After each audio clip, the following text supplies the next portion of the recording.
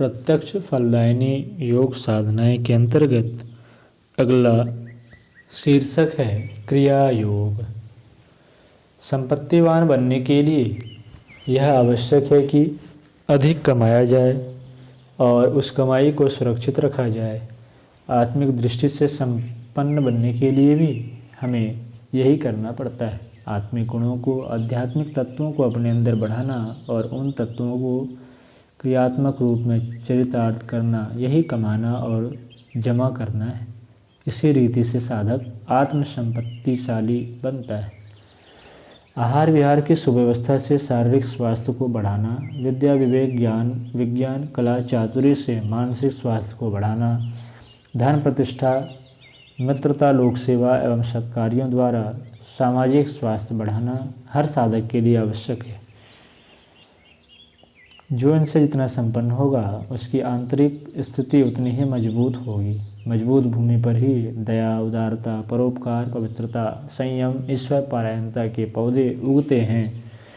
जैसे ऊसर भूमि में उत्तम बीज या तो जमते ही नहीं या जमते हैं तो अल्पकाल में ही सूख जाते हैं, उसी प्रकार जिनका शारीरिक मानसिक सामाजिक स्वास्थ्य ठीक नहीं, वे आत्मबल की संपन्नता प्राप्त नहीं कर सकते। बीमार आदमी कुछ कमाता नहीं, वरन जो मौजूद है उसे भी कमाता रहता है। इसी प्रकार शरीर, मन और समाज क्षेत्रों में जो व्यक्ति अस्वस्थ है उसके लिए पुण्य कमाना कठिन है। निर्बलता एक पाप है। पाप से पाप की उत्पत्ति होती है।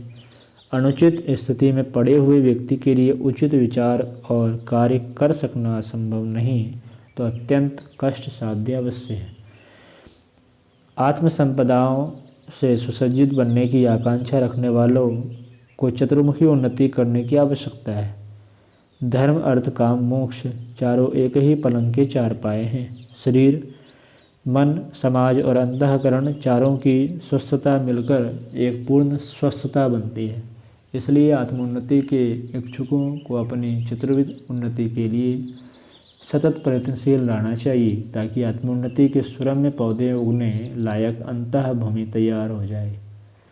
इसके साथ साथ यह भी आवश्यक है कि इन उपार्जित संपदाओं को स्थायी बनाया जाए और सुरक्षित किया जाए।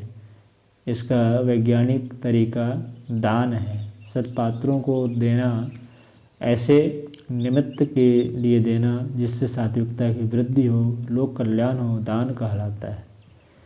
केवल धन का ही दान नहीं होता, शरीर, मन, वाणी, प्रभाव, प्रयत्न तथा धन का अपने निज के स्वार्थ के लिए कम से कम उपयोग करना चाहिए और उनका अधिकांश भाग दान कर देना चाहिए।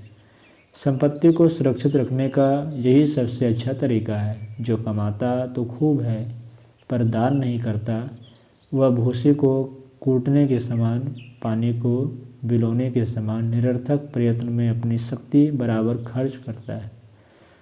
सोने का पहाड़ जमा कर देना, गधे के बोझ के बराबर पुस्तकें रट लेना, भैंसे के बराबर बलवान हो जाना, हवा की तरह प्रसिद्ध हो जाना निरर्थक है यदि इन शक्तियों का आत्मोन्नति के मार्ग में उपयोग न हो। दान करने से ही ये शक्तियाँ आत्मा के बैंक में जमा होती है। दान करते ही तुरंत उस क्षण एक आंतरिक संतोष प्राप्त होता है। यह उस बैंक की रसीद है। इस रसीद को देखकर वह अनुभव किया जा सकता है कि कमाई हुई पूंजी सम्राट परमात्मा के रिजर्व बैंक में जमा हो गई। यह कमाना और जमा करना क्रिया योग कहलाता है।